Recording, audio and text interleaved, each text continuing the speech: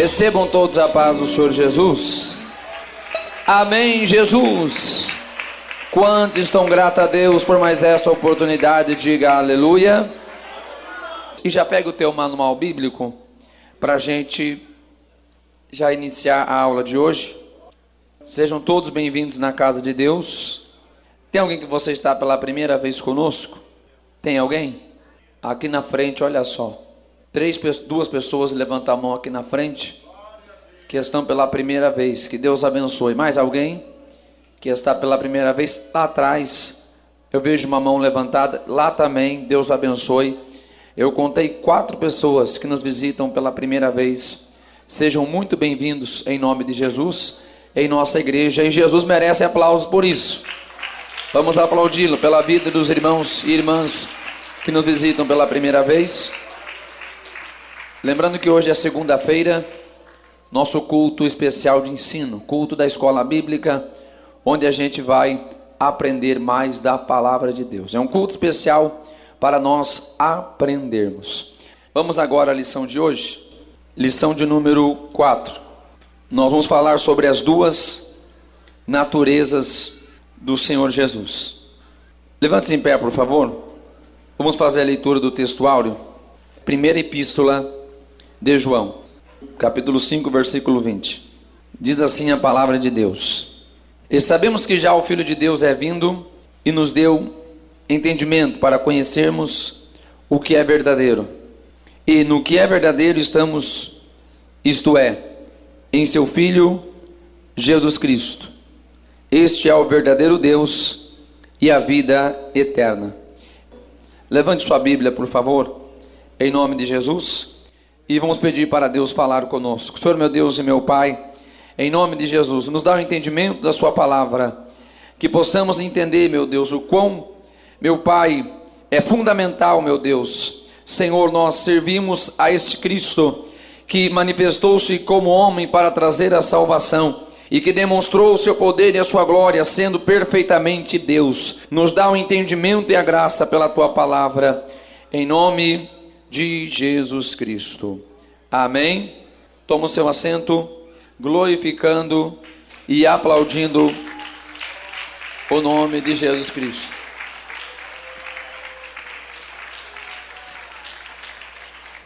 Preste atenção. É muito importante a gente identificar o que Cristo é para nós. Para alguns, ele não passa de um avatar, um guru, um mero exemplo, ou simplesmente um grande mestre. Como temos falado, principalmente nesses últimos dias em nossas aulas sobre Jesus, talvez este simples conhecimento ou esta simples percepção é incapaz de mudar a vida de qualquer pessoa. Até porque, como já falamos também muitas vezes, Jesus é observado por vários segmentos de crença, não somente por nós evangélicos, não somente por nós cristãos, como o nosso material está dizendo. Muita gente vê ele como um grande exemplo, um grande mestre, um guru, aquele de quem expressa palavras dignas de serem ouvidas. Mas eu diria que isto é muito pouco. Aqueles que de fato conheceram Jesus e a sua palavra vão entender que este Jesus, este Cristo, é o único Senhor e também Criador. Ele é o verdadeiro Deus, juntamente com o Pai, que encarnou-se, fez-se homem para poder remir toda a humanidade. Então, repito, não basta simplesmente dizer que ele é um homem importante, que ele é um homem grande, que ele é um grande mestre, que ele é um grande exemplo. Mas o que muda a vida do ser humano é confessá-lo como Senhor de suas vidas. Reconhecer não somente ele como um homem que esteve aqui e que ensinou muitas coisas, mas aquele que, sendo Deus, fez-se como homem, esteve na terra como homem, para poder trazer a salvação a todos quantos o receberem. Isso não é maravilhoso para nós? Com toda certeza, o entendimento sobre a pessoa de Jesus é o que faz toda a diferença. Temos 2 objetivos muito importantes nesta aula. nós vamos compreender que Jesus possui duas naturezas: natureza divina e humana.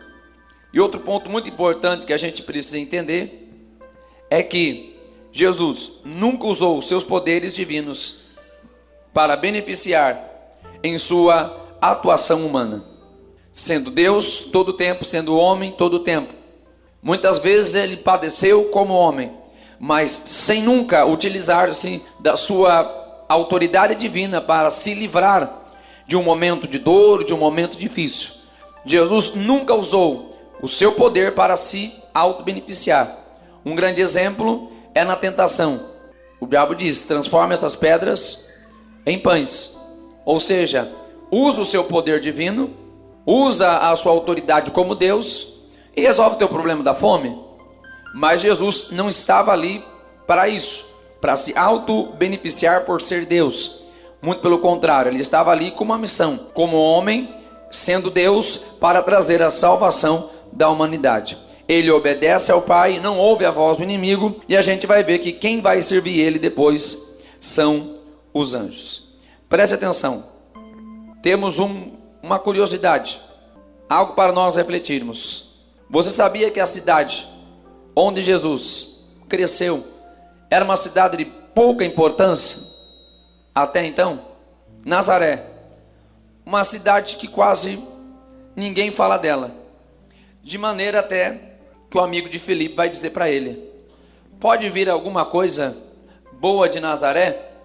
Porque para eles realmente Nazaré era uma cidade quase sem valor algum, uma pequena aldeia, pouca lembrada. Mas quando Jesus passa por ali, a história daquela cidade muda. Ele nasceu em Belém, mas criou-se em Nazaré. Por isso ele recebeu esse título, Jesus de Nazaré, Jesus Cristo de Nazaré, porque ele cresceu ali, ele desenvolveu-se ali, adolescência, juventude, até boa parte de sua vida. Nazaré tornou-se referência através da vida de Jesus naquele lugar. Preste atenção, todos quantos recebem Jesus em sua vida, a sua história sempre é diferente. Nazaré não foi mais a mesma. Até hoje todo mundo fala de Nazaré. Até hoje tem pessoas que vai lá visitar para conhecer Nazaré. Não era conhecida, ninguém se importava, ninguém dava valor algum. Até eles vão dizer: pode vir alguma coisa boa de lá? Jesus Cristo pega aquele que não é nada e faz ser alguma coisa. Talvez alguém olhava para mim e para você e dizia: pode vir alguma coisa boa do fulano? É ou não é? Talvez alguém olhava para a gente e dizia: pode vir alguma coisa boa do João, da Maria, do Antônio, do Pedro, do... Mas por onde Jesus passa, a história é transformada. Por onde Jesus passa, as coisas não são mais diferentes. Ele pega o que não é e faz ser. Ele pega o que não é nada e faz ser tudo. Deixe Cristo entrar na tua vida e a tua história vai ser diferente. Olha, até uma curiosidade também. Por que Jesus suou grandes gotas de sangue? Primeiro que nós temos aqui uma grande demonstração da humanidade de Jesus. Este fato é conhecido cientificamente e chama-se hematidrose. Quando o suor sai juntamente com o sangue. Normalmente, quando isso acontece, a pessoa já está muito perto da morte. Jesus Cristo está numa extrema agonia, extrema aflição, um alto teor de estresse. O que se observa é que as glândulas sudoríparas, elas se rompem, aqueles pequenos vasos sanguíneos que por ali passam se rompem, de maneira que o suor começa a sair juntamente com o sangue. Cristo é humano, e tão humano que ele sofre daquilo que qualquer outro ser humano poderia enfrentar. O grande detalhe é que normalmente quando alguém passa por isso, já está muito perto da morte. Mas aquela hora ainda não era a hora de Jesus morrer. Não era a hora. Era um momento de grande agonia. Mas o sofrimento maior ainda estava pela frente, quando ele então carregaria sobre si a cruz para salvar a mim e para salvar a você. Livro de João, capítulo 1, versículo do 1 ao 4 e também depois do versículo 14. No princípio era o verbo, e o verbo estava com Deus, e o verbo era Deus. Ele estava no princípio com Deus. Todas as coisas foram feitas por ele, e sem ele nada do que foi feito se fez. Nele estava a vida, e a vida era a luz dos homens. Versículo 14. E o verbo se fez carne, e habitou entre nós, e vimos a sua glória, como a glória do unigênito do Pai, cheio de graça e de verdade. Cristo esteve conosco, o verbo vivo, o poder, a palavra, a ação de Deus esteve sobre nós, esteve como carne, esteve como homem, para revelar a nós a glória de Deus. Introdução ao comentário. Jesus esteve aqui como Deus e como homem. Para alguns isso pode parecer contraditório. Como alguém sendo Deus vai ser homem?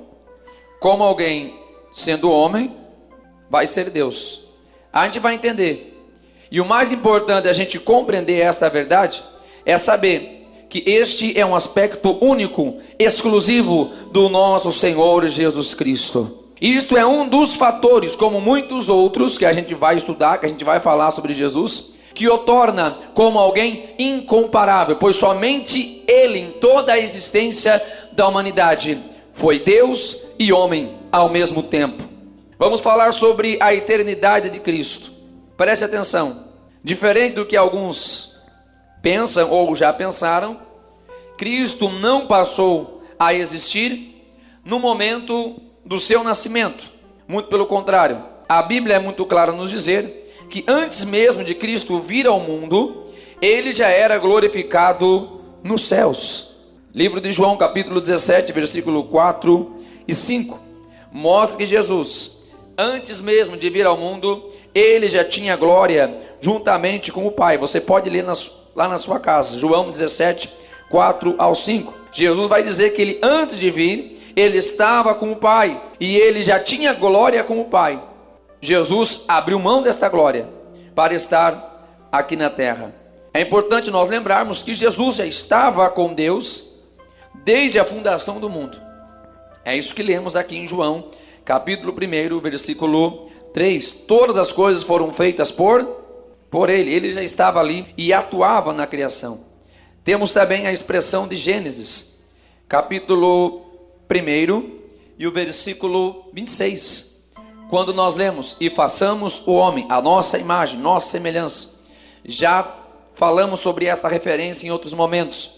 É claro que Jesus está se referindo, o texto está se referindo ao trabalho da Trindade na criação. Façamos, está no plural, Pai, Filho e o Espírito Santo.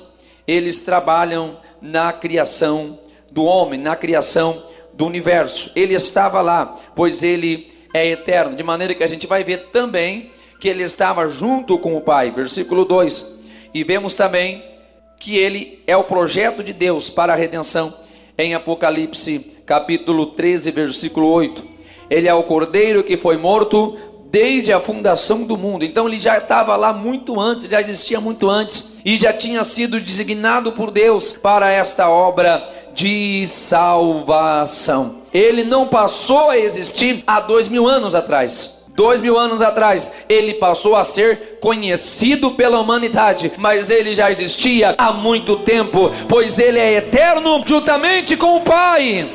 Ele é digno de ser adorado, é digno de ser glorificado.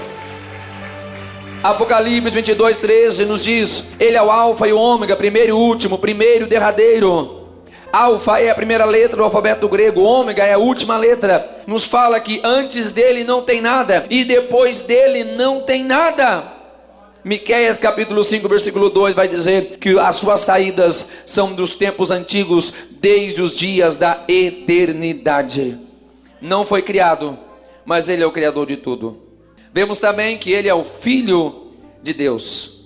E é interessante a gente observar que ele passa a ser chamado de Filho de Deus a partir da sua vinda humana à terra. As referências do Antigo Testamento vão profetizar isto dele. É isso que vemos em Salmos 2,7. Proclamarei o decreto, o Senhor me disse: tu és meu filho, eu hoje te gerei. A mesma coisa vemos em Isaías 9:6, está profetizando o Filho de Deus, porque o menino nos nasceu, um filho se nos deu, e o principado está sobre os seus ombros, e se chamará o seu nome, maravilhoso, conselheiro, Deus forte, Pai da eternidade, príncipe da paz. Os profetas o anunciaram, que ele seria este Deus conosco, o Emanuel, aquele que estaria presente, representando Deus. Também ele é chamado como o Deus forte, ele é reconhecido como este Deus.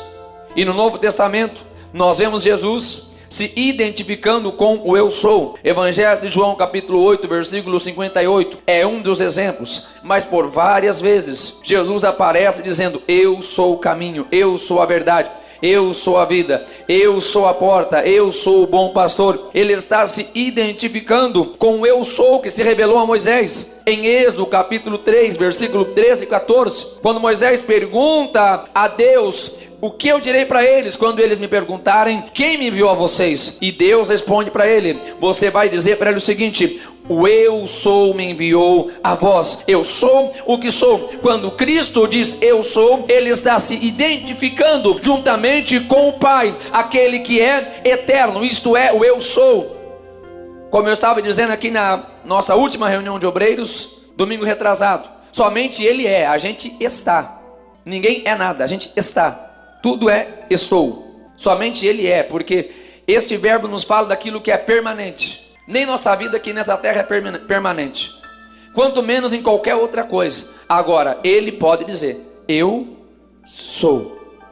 Por enquanto nós estamos aqui, mas Jesus é quem é.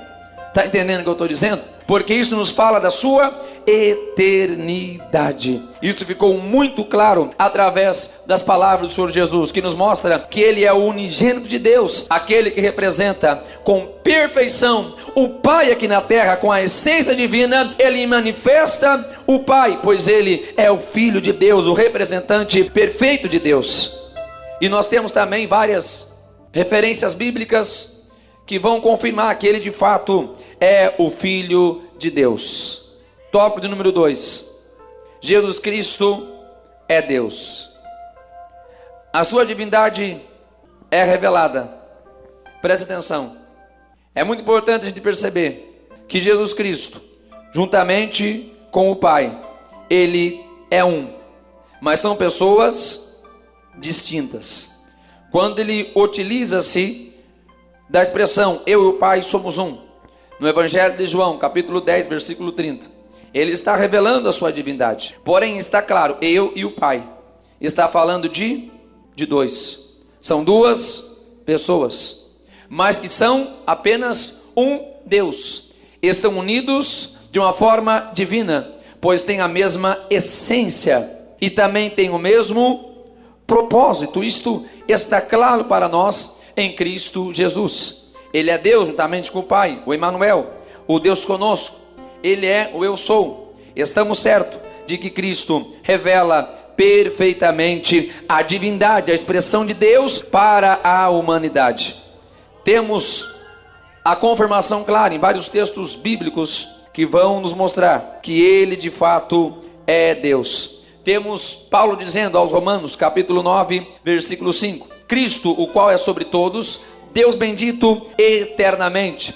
Jesus mesmo, Evangelho de João capítulo 20 versículo 28, nós vemos Tomé chegando a Jesus e dizendo: Senhor meu e Deus meu. Paulo vai dizer a Tito, o grande Deus, nosso Senhor. Primeira epístola de João capítulo 5 versículo 20, vai dizer que ele é o verdadeiro Deus e também a vida eterna. Não temos dúvida alguma de quem é Cristo para nós. Quem é Cristo para você? Quem é Cristo para você? Temos de forma confirmada a deidade absoluta de Jesus. Não temos dúvida. Isto é muito claro, pois a Bíblia fala que o homem comete pecado. Primeiro livro de Reis, capítulo 8, versículo 46. Ainda no Antigo Testamento, a gente vai ver que já tinha consciência de que o homem é pecador. E a gente vai ver que Jesus não pecou. Deus não peca, Jesus não pecou, muito pelo contrário. Ele é aquele que tem autoridade para perdoar pecados, e foi justamente o que ele fez.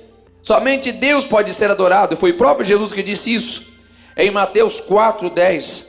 Mas nós vemos que ele aceitou receber a adoração. Mateus 14:33, a gente vê os discípulos adorando a Jesus após saírem do barco. A gente vê um homem leproso chegando a Jesus e se prostrando a ele e adorando. Ele tem consciência que somente Deus recebe adoração. Quando ele recebe adoração, ele está dizendo: eu sou Deus. Não temos dúvida que de fato Cristo é Deus para todos aqueles que creem. Mais do que isso, é o Salvador das nossas vidas. Deus encarnado esteve conosco para nos dar a vida eterna. Temos atributos, pode aplaudir o nome de Jesus?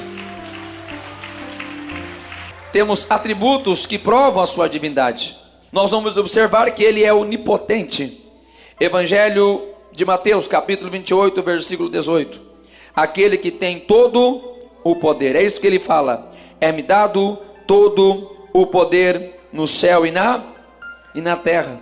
Nós vamos ver também o atributo incomunicável da onipresença. Somente Deus tem isso, o poder de estar em todos os lugares. Mateus 18:20, ele vai dizer: onde estiverem 2 ou 3 reunidos em meu nome, aí estou no meio deles. Somente Deus que pode fazer isso. Somente Deus pode estar em 2 lugares. Cristo manifesta a onipresença. Vemos também um terceiro atributo incomunicável em Cristo, que somente Deus tem: a onisciência. Aquele que conhece tudo, conhece todas as mentes, conhece o passado, o presente e o futuro. Evangelho de João, capítulo 2, versículo 24 e 25. Mas o mesmo Jesus não confiava neles, porque a todos conhecia, e não necessitava de que alguém testificasse do homem, porque ele bem sabia o que havia no homem. Antes que qualquer pessoa falasse qualquer coisa, ele já sabia, e ele continua sabendo, pois esses atributos que ele manifestou como homem, ele continua manifestando até os dias de hoje. Todo o poder, onipresença, está em todos os lugares, e também todo o conhecimento. Nada ficava e nada fica oculto dos olhos de Deus. Vemos também no livro de Hebreus, a epístola aos Hebreus, também os atributos da eternidade, aquele que é e continua sendo, não tem início e não tem fim. E também nós vemos o atributo da imutabilidade, aquele que jamais vai mudar. Hebreus 1:12, tu és o mesmo e os teus anos não acabarão. Hebreus 13:8, Jesus Cristo é o mesmo ontem, hoje e eternamente. Ele é eterno, ele não muda, o seu poder é o mesmo, seus atributos ainda são os mesmos, por isso nós o adoramos. Agora vamos falar sobre a encarnação de Jesus. Por um homem entrou o pecado no mundo. Romanos 5:12. Portanto, o pecado tinha que ser vencido também por um homem. É isso que Paulo vai continuar falando no capítulo 5 de Romanos, versículos 17 ao 19. Jesus Cristo é o Deus que se manifesta em carne. Deus que se manifesta como homem. Abre mão da sua majestade, abre mão da sua glória, se torna como homem, conforme lemos em Filipenses 2, versículos 6 a 8. Estando em forma de homem, ele viveu sobre as limitações humanas. Como já disse, ele não usou os seus poderes divinos para se beneficiar a si mesmo. Ele viveu debaixo de limitações. Foi gerado como homem em Maria, que naquele momento era virgem. Depois a gente vê que ela vai ter outros filhos. A sua concepção foi humana e ao mesmo tempo também sobrenatural. Como se explica isso? Milagre não se explica.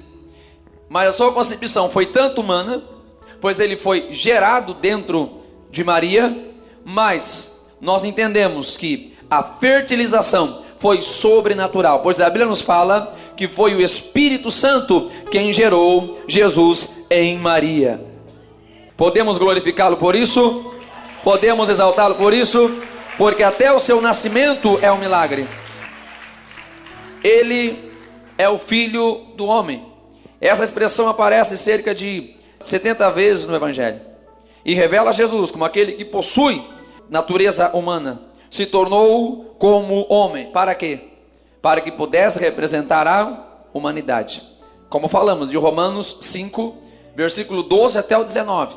Como o pecado entrou por um homem, agora é um homem que vai vencer o pecado. Jesus vem sendo filho do homem para representar a humanidade diante de Deus e vestir-se deste corpo para ser o sacrifício aos pecadores. Sendo homem, sendo filho do homem, ele foi um varão aprovado por Deus. Não somente aprovado na sua divindade, pois na sua divindade ele sempre foi aprovado, mas mesmo estando como homem, estando em forma de homem, em sua humanidade, também conforme Atos 2:22 nos fala que este Jesus, o Nazareno, foi perfeito e foi aprovado por Deus. Por isso ele pôde ser o representante da humanidade diante de Deus, perfeito e imaculado. E presta atenção, naqueles tempos mesmo, pouquinho depois da morte do Senhor Jesus, se levantou um movimento, o gnosticismo, tentando contrariar a verdade sobre a dupla natureza de Jesus. Eles acreditavam que o corpo humano era maligno e que o homem tinha um espírito divino, mas que estava embaraçado com o mundo e não conhecia a verdade. A salvação para eles se baseava na obra do conhecimento. O homem se salvaria à medida que conhecesse. A gente sabe que isso não salva.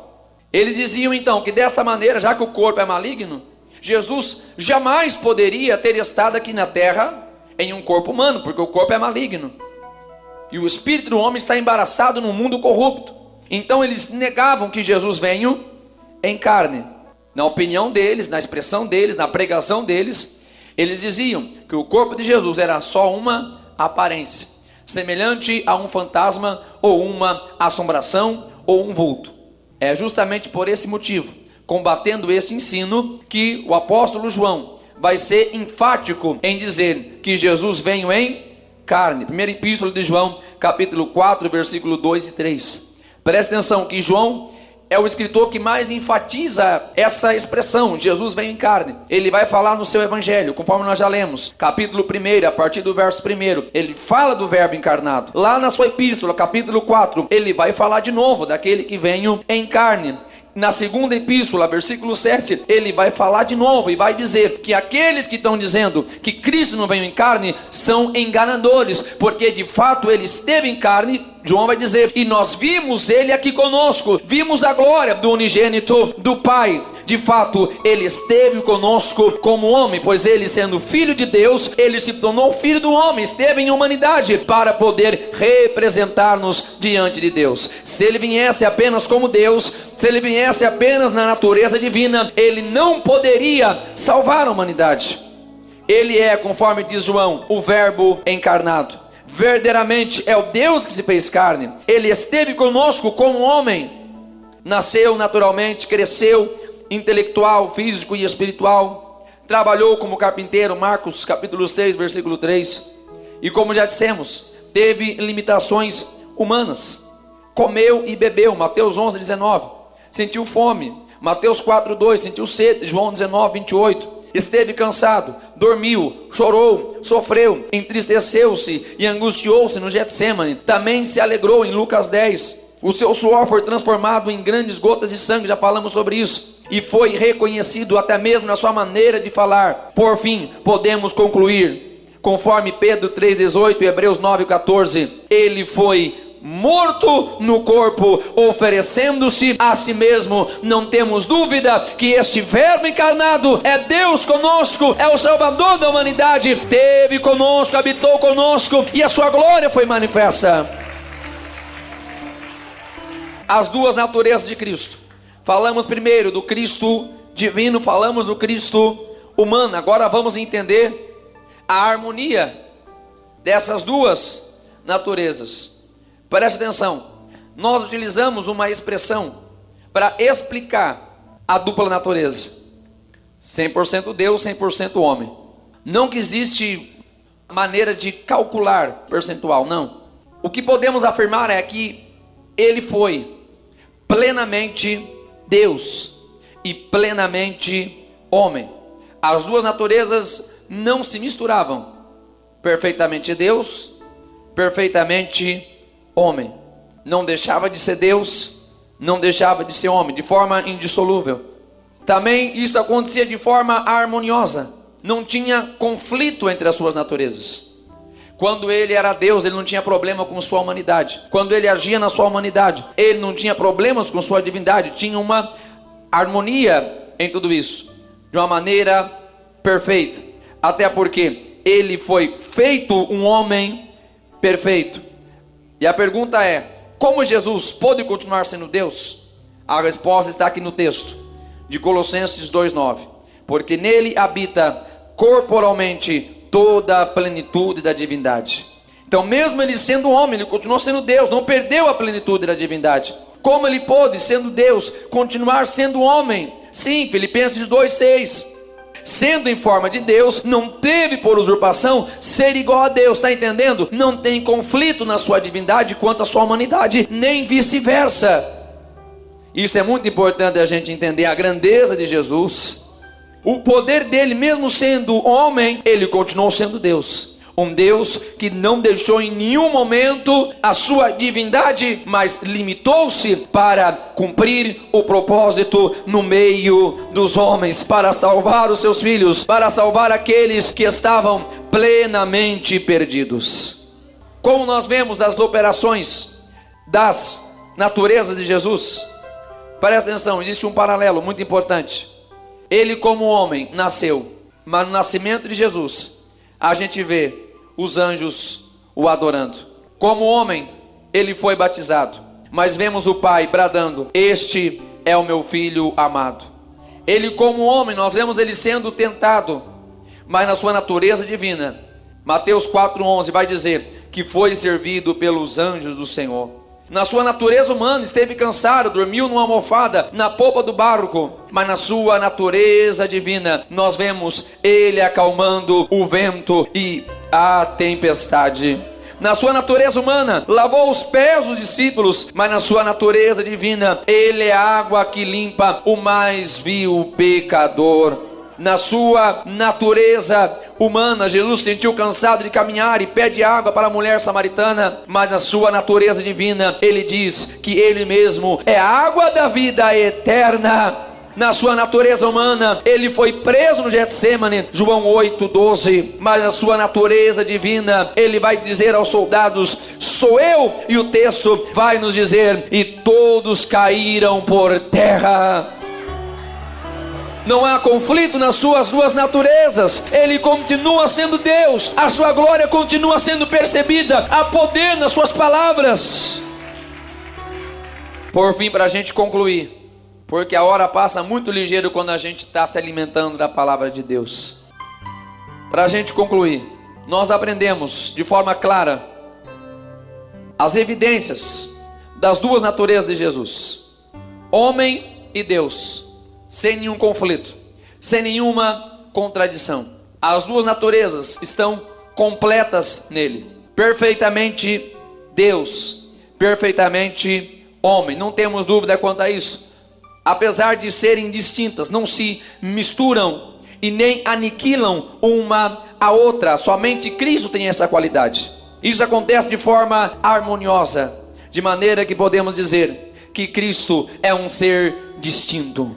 Cristo é um ser especial, Cristo é um ser inigualável, Cristo é um ser que realmente merece toda a nossa glória e toda a nossa honra. Sendo homem, sendo Deus, perfeitamente cumpriu o seu propósito, cumpriu a sua missão. Sendo Deus, não se envergonhou de estar conosco para ser homem como nós.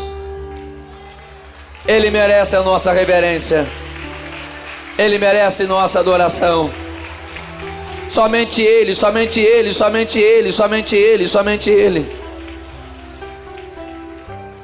Ele poderia ter resolvido isso até de um jeito mais fácil.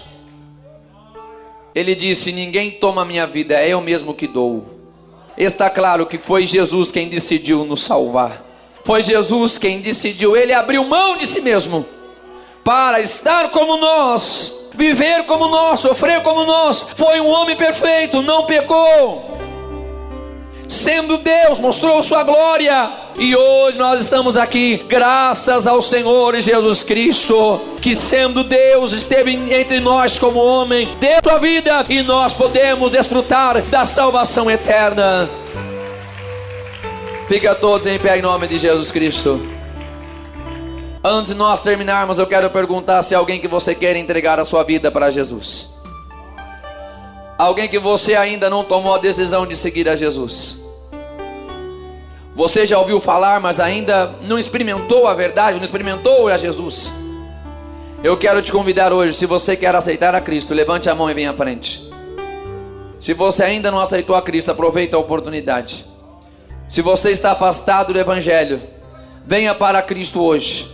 Se você ausentou-se da casa do Pai, o Pai está te chamando. Se você ausentou-se do caminho do Senhor, você ausentou-se do Evangelho, ausentou-se da vontade de Deus, eu convido você, não olhe para o lado, não olhe para o outro, não olhe para trás, mas venha para Jesus. Cristo te chama aqui nesta noite, venha para Jesus, entregue a sua vida para Jesus.